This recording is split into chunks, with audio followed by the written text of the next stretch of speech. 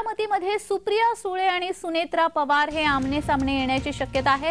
रथाद्वारे सुनेत्रा पवार यांच्या कामाचा प्रचार करण्यात येतोय। सुनेत्रा पवार यांना लोकसभेची उमेदवारी मिळण्याचे संकेत आहेत।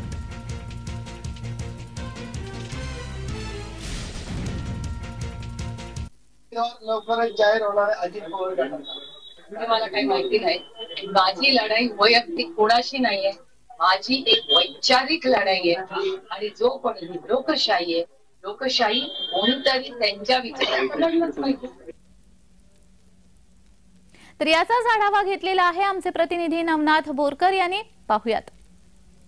राष्ट्रवादी काँग्रेस पक्षाचे अजित पवार गटाचे बारामती लोकसभेचे उमेदवार कोण, हा प्रश्न उपस्थित झालेला होता।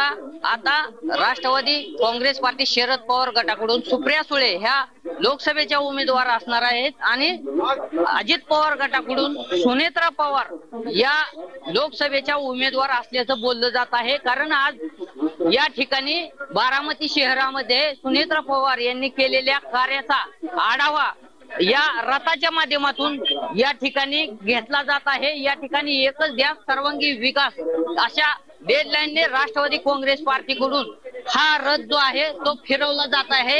एन्व्हायरमेंटल फोरमच्या माध्यमातून सुनेत्रा पवार यांनी मोठ्या प्रमाणामध्ये बारामती शहरामध्ये कामे केलेली आहेत। त्यांनी नुकतंच दौंड मध्ये आमदार राहुल फूर यांची देखील काल भेट घेतलेली होती। यामुळे आता या बारामती लोकसभा मतदारसंघामध्ये अजित पवार गटाकडून सुनेत्रा पवार ह्या बारामती लोकसभेच्या उमेदवार असणार हेच आता निश्चित झाल्याचं पाहायला मिळत आहे। नवनाथ बोरकर, जय महाराष्ट्र न्यूज, बारामती।